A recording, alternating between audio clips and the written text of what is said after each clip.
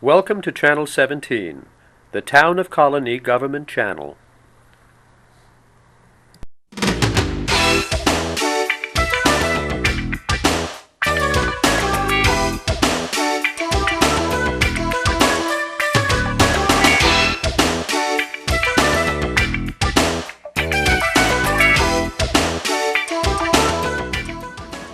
Hello and welcome to The Money Factor.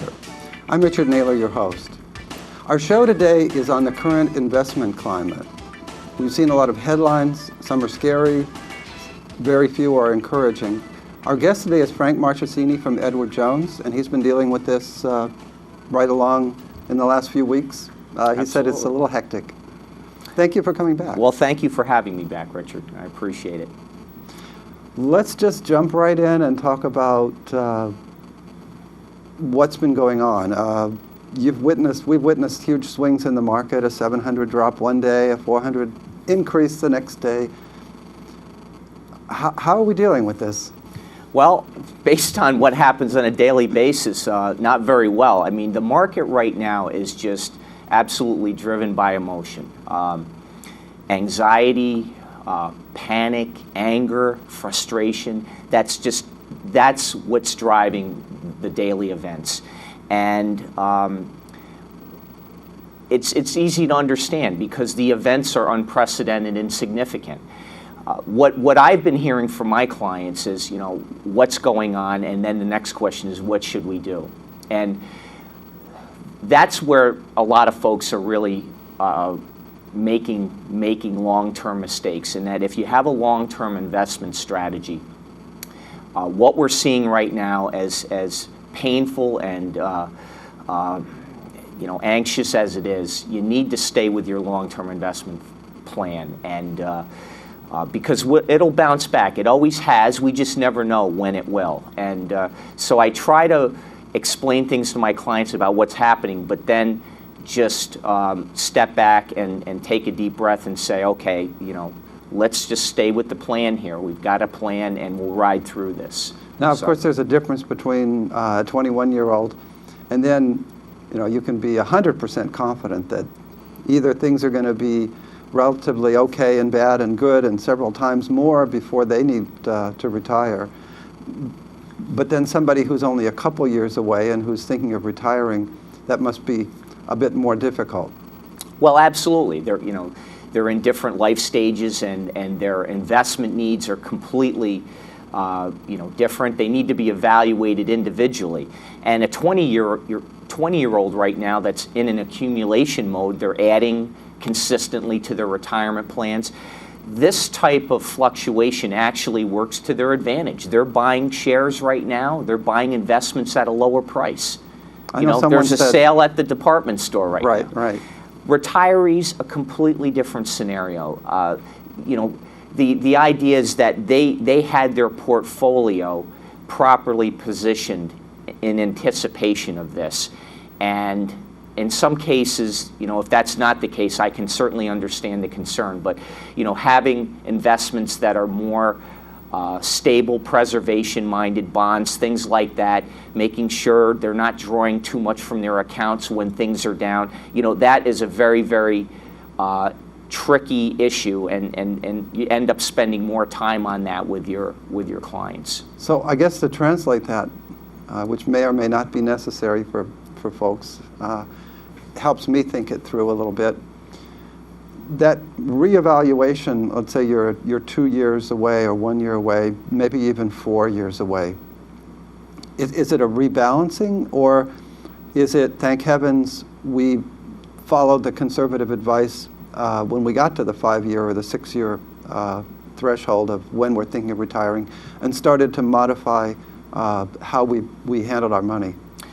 Well, it again depends. If somebody is coming into my office 5 years from retirement right now, I would again want to make sure that we are getting things properly positioned for the point where they're no longer adding. 5 years is a relatively long period of time, in a cycle. We've got time to work through this current fluctuation and and have things rebound. So I wouldn't be, in a panic mode. But, if I was thinking of retiring next year, I would want to make certain that, again, I had my portfolio properly aligned, or what options are there for me that would protect me. There are products out there that provide the opportunity to participate in market upside but protect downside. But just understanding what's out there, and again, I can't emphasize working with someone that you're comfortable with to give you professional advice. It's absolutely critical when you're a retiree. So there is some effect of what's going on now in investment strategy. Oh, absolutely. I mean, this is the time when if you didn't have your assets properly allocated, if you didn't own the things you can control, owning good quality investments, having your assets properly diversified based on your life stage, your needs, and your risk tolerance, and then again, having that longer term focus and not allowing the emotions of the current market to take over your investment strategy. If you do those things, that's what you can control. You cannot control how other people feel out there, and that's the challenge, is just staying patient and sticking with the plan. And it might be, I don't know if someone would want to go this far, but I guess this would be something they would decide. They could decide to work another year, because maybe right now is the worst time that they could have sold stocks. Well, that's certainly an option, that. Or they may not have. Again, you look at a very, very devastating situation of somebody's retirement account dropping to the point where they just don't have the opportunity, the possibility of now retiring, because it's not going to sustain them in the long term, and they're forced to stay on. So again, when you get within about 5 years of retirement, you should be really looking at what options you have, making sure your portfolio is aligned towards that ultimate day when you're not working. You've had a lot of questions, I'm sure. We were talking before the show from people, and that's a wonderful database of things to talk about. What have you been hearing, and what kind of answers are you giving people? Well, I've been hearing certainly a lot about the bailout, the whatever you want to call it, the package going through Congress. People are asking about that. I actually get a lot of people call just more frustrated, whether you're for it or against it. Again, it's if it happens, it's about how are we going to move forward with our investments. That's the conversation I try to have. It's to separate the political aspect of that plan and just, all right, what are we going to do now? What do we need to do? The other thing I've been hearing a lot about is FDIC insurance because of recent bank failures. I've been encouraging people, if they have outside assets in other banks, make sure they're not above their limits. I've had some people call me and say, yeah, I actually needed to make some changes. Certainly, we've had recent failures in money market, where money markets are very, very strictly regulated types of accounts, and we've had some money market funds drop below the $1 per share. That's raised flags. In fact, the Treasury has implemented an insurance program for the next several months where a money market fund can sign up to make sure that their assets don't drop below. Things you would never hear people asking about that have always been assumed as absolutely safe. Now people are starting to get concerned about things. So it has just created a very, very anxious time for a lot of people. So it might be a good time to go over some of the rules in terms of what's safe.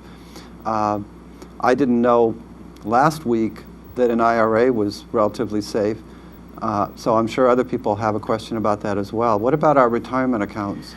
Well, when you talk about things like 401ks and IRAs, let's talk about safety or guarantees. First of all, a 401k account does have very, very strict regulatory requirements for how those accounts are administered. A third-party administrator has to follow strict rules in terms of, allowable contributions, how loans are processed. There's testing requirements. So there are very, very strict rules there. There's even fiduciary responsibility on behalf of the plan trustee to make sure people are getting educated. With that said, an IRA or a 401k, the underlying investments are not guaranteed. Right. You are investing in the market, there's risk, and individuals have to take ownership of understanding what those risks are so that they're not getting involved in something that's inappropriate, or they're not aware of it. So it's important for people that are investing in retirement accounts to understand they're not guaranteed. So the company they're with, whether it's Edward Jones or Fidelity or Charles Schwab, the money is separate. The investments are separate. The investments may not be safe if you put them all in foreign equities in Indonesia, and that country suddenly is taken over by the government. They could fall to practically worthless, but the fund itself is okay. Well, let me maybe paraphrase that. Again, underlying investments, whether you're investing in an emerging market fund or a bond, there's some level of risk, and the understanding is that the individual knows what that risk is, and that investment is suitable, and the person's comfortable with that. A company like Edward Jones or any other brokerage firm would act as the custodian for that account and making sure, again, that we're meeting IRS requirements for how the account is handled. So the bottom line with any type of retirement account is unless you're investing in an FDIC insured CD or a treasury bond that's backed by the government, there is some level of risk with the investment. Right. And I think, as people pointed out when things were going well, there's a risk also with safe investments because inflation can take some of their value away. Well, that's a great point in that risk, there are different kinds of risk. Usually people think of risk in terms of loss of principal. And there are other kinds of risks out there. There's inflation risk. There is risk of credit default, things like that. So inflation is an entirely different type of issue that people don't tend to think about with their investments, particularly the fixed rate investments. It almost makes me think we have to be strong and be willing to take a chance on life. I mean, it almost comes down to that. Life isn't guaranteed in any form. Well, and it's becoming more of the case now. And the bottom line is that when you mention inflation is always present. And just in current inflation terms, what costs us $100 today, in 20 years will cost us $200. And as we get into retirement, you tend to hear about the term fixed income. People on fixed income, inflation has devastating effects. So in order for us to counter the effects of inflation, we have to have some type of investment or asset growth that'll allow your income to rise to offset the effects of inflation. The challenge is then you're typically dealing with some type of investment that has risk. So the objectives are counter, and that's one of the biggest challenges of my job every day, is to find ways to keep folks that are living longer every day and keeping them ahead of inflation and not letting them run out of money. And that doesn't change. And it never will. Your underlying challenge. It never will. Never will. So any other questions that people have? Or have we exhausted the types of investments? For the most part. I've spent a lot of my time just reassuring people that what we're seeing right now, as painful as it is, has happened in the past. It might feel worse right now, but we've had a 47% market drop between 2000 and 2002. We're right now basically halfway to that point. I'm not suggesting we're going to go down to that point, but for people to think that the end has arrived, that's where you just need to step back and say, we've been through things like this before, and we just need to be properly positioned to deal with it and stay with the plan. As I was putting things together, a few questions for the program, and looking around and poking around, I went to the Department of Labor and I was looking at productivity numbers. And I was surprised to find that we've done quite well in terms of productivity for the last year or so. I think it was 3.2% over the past 4 quarters. Right. But I haven't heard that mentioned in the news. Well, and that's a great point. There are some positive signs out there that tend to get buried into the back pages of the newspaper. Everybody's been fixated on what's been going on, and that's understandable. Productivity's one. You don't hear a whole lot about the price of oil dropping from 150 now down to close to 100. You don't hear quite as much about inflation.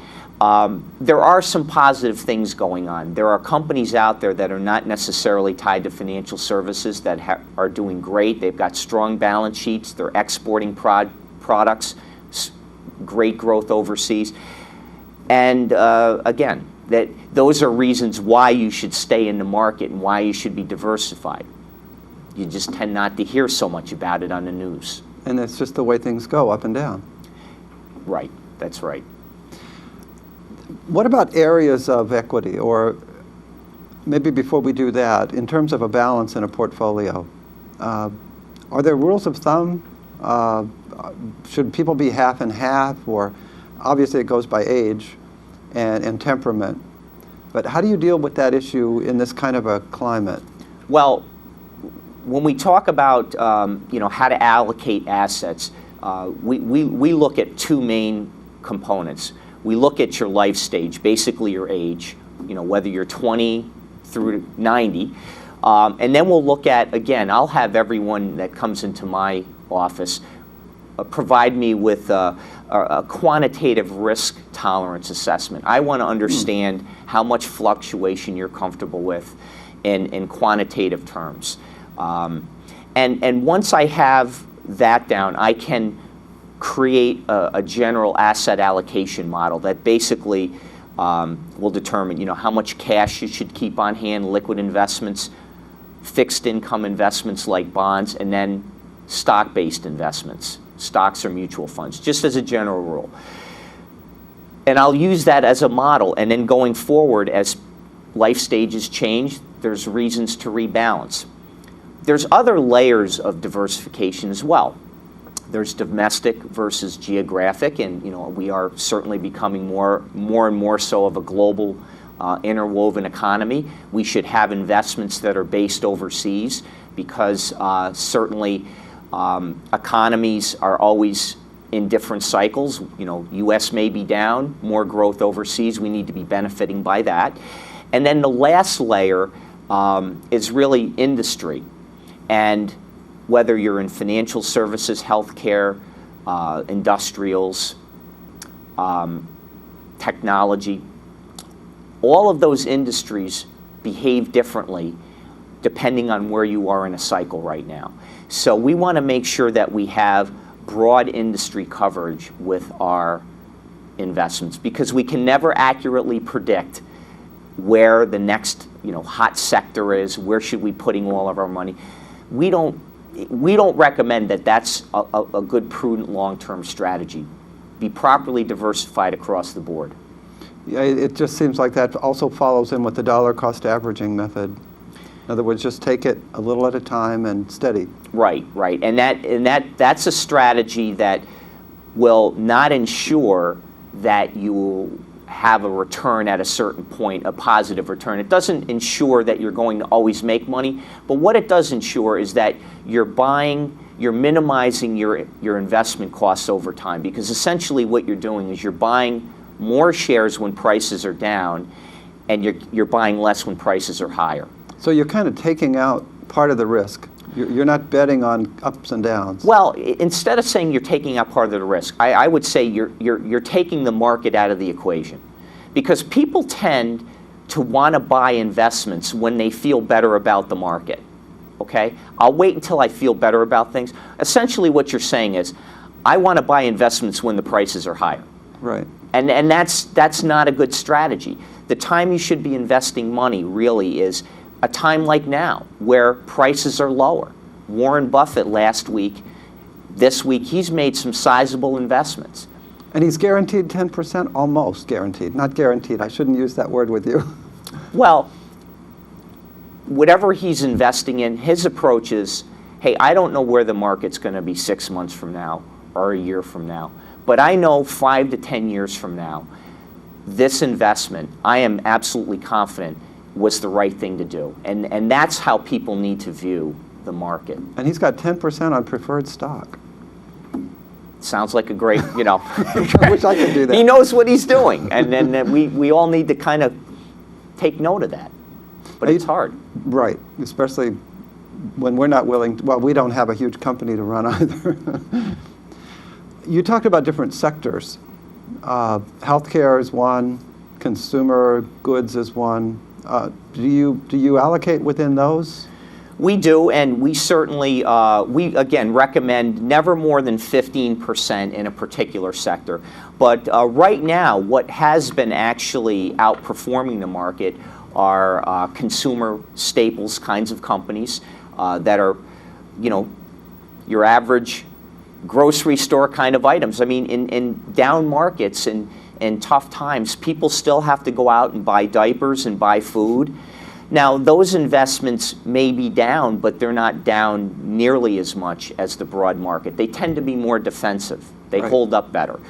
Healthcare stocks continue to be a good place to invest money because the demographics are supporting significant increase in healthcare expenditures. Now, when you say healthcare, do you include the drug companies? Well, I would like to kind of separate them out because, healthcare providers, companies that provide healthcare products, instrumentation, things like artificial limbs, new devices. Pharmaceuticals are a little different because there is a lot of downward pressure on prescriptions now. There's more and more products going generic, and they're basically now viewed as a commodity. And yet they have huge investment needs when they develop a drug. Right. And that's put a lot of pressure on the pure drug companies. But there are other avenues to look at as well. There's certainly a growing need for prescription providers, whether it's your local, retail pharmacy or the mail order kinds of distribution. But there'll be more and more needs for people to be taking preventative medicines going forward, and that's a growth area. Another area, I don't know what we can say about it, but I'll bring it up. The oil industry. We've got oil prices jumping from 100 to 150, and the needs are still there, and yet one day we're hearing about lines of cars in Atlanta, and the next day we're hearing that there's a growth in the supplies, and the next day we have a hurricane. Well, that's, that market in itself is almost, there's a lot of similarities with what's going on today. The whole run-up of oil, how much of it was speculation, artificial demands. I mean, inevitably, when anything rises to that price level that quickly, inevitably there's going to be some fairly quick reversal, and that's what we saw there. Energy continues to be a good place to invest money. We have not, we're not going to be able to turn on a dime into an alternative fuels type of economy.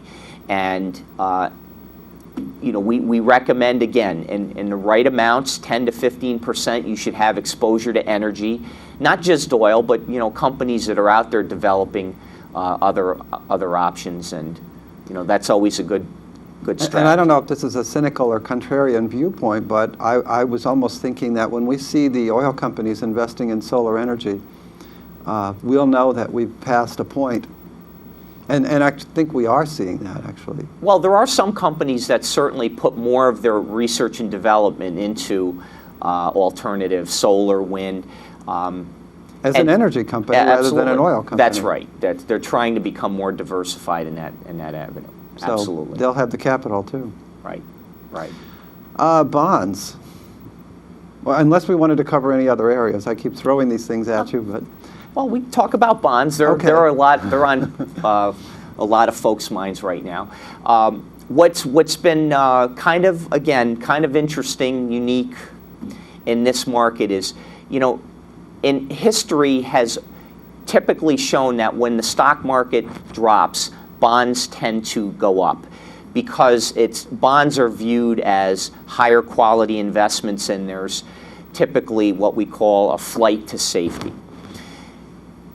And what we see right now is that the flight to safety has been very, very specific to short-term types of investments like CDs, money market, cash in banks, or government treasuries. The price of treasuries has been bid up significantly. The yields are way down. So that leaves the large corporate bond market and the municipal market right now somewhat depressed. Investors aren't willing right now to take on any added level of risk or uncertainty to get a little higher rate because of what's going on out there. So we are recommending our clients to have the right amount of good quality bonds and stay and keep owning those bonds. They're a great part of a portfolio. It's just right now you're seeing valuations down on those types of investments. Now, we haven't talked much about taxes. It may not fit today's program, but in terms of municipal bonds, it certainly does. I know bonds are good when interest rates are dropping, but they're also a tax haven when you look at the municipal bond. Is that something people are thinking about now? Absolutely. In fact, right now, the municipal bond market is extremely favorable for folks that have money to invest, because you can get a tax-free bond that's literally paying higher than many taxable investments. And if you think about the effects of federal tax and state tax, if you buy an in-state bond, it is truly a buyer's market right now. And municipal bonds, although not all of them are guaranteed, some of them are insured, but relative to what else is out there, they are very safe and more stable, and they do represent a great part of a balanced portfolio right now. And if you think about, put politics aside, tax rates, there appears to be more and more pressure for tax rates to be increasing federally and in New York State. That even creates more of an advantage for municipal bonds. Okay, because now you're going to be able to not pay taxes on that income. Or if you bought a taxable investment, the effect of those taxes would lower your after-tax yield. So it just provides more of an advantage for municipal bonds. We just about used up our time. Is there anything that you think I might have missed? Well, again, I always like to wrap up our sessions with, what folks should be doing. And quite honestly, a lot of what you hear on the TV today, you'll hear a lot of people talking about what happened, the finger pointing, what's currently going on, but people aren't willing to step up and say what should the average investor be doing. And again, there are certain things that we can control as investors. We can control the investments we own, the types of investments, the quality of the investments. We can control how they're diversified, and we can control our mindset, trying to look past what's currently happening and again, keeping that long-term focus. You can't be a long-term investor part of the time. And this is a crisis, but it's a crisis of opportunity in some respects. that represents a chance for people to buy good quality investments at a lower price that'll serve them well down the road. So don't panic, control what you can, and if you have concerns, seek the advice of a professional. It's so important that you don't make critical mistakes at this juncture, because you can't make up for them overnight. Yeah, so maybe one more minute on this, even if we go over a little bit. Impulse. I mean, to me, that sounds like a very dangerous thing. Jumping, saying, oh my God, it's so low, I should buy, or it's going so high, I should buy, or I should sell, it's falling. People can just suddenly turn on a dime and want to make a decision. There are two emotions in investing: greed and fear. And fear is more powerful.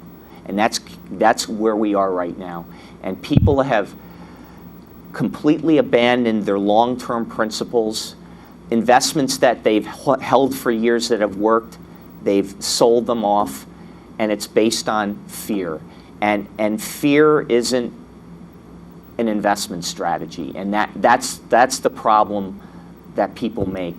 The herd mentality is to just everybody rush out, and eventually everybody will rush back in. And the ones that are patient and stay the course, or the ones that are actually buying right now, will be well served.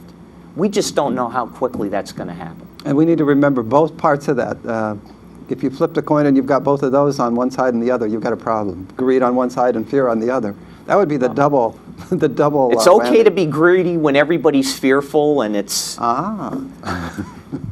it's okay to be fearful when everybody's greedy. You know, you have to think a little contrarian. Okay. That's how it works. Very good. Thank you, Frank. My pleasure. Thanks for having me, Richard. Great. And I want to thank you for watching. I hope you enjoyed the show and that you tune in again next time. Have a great week. Take care.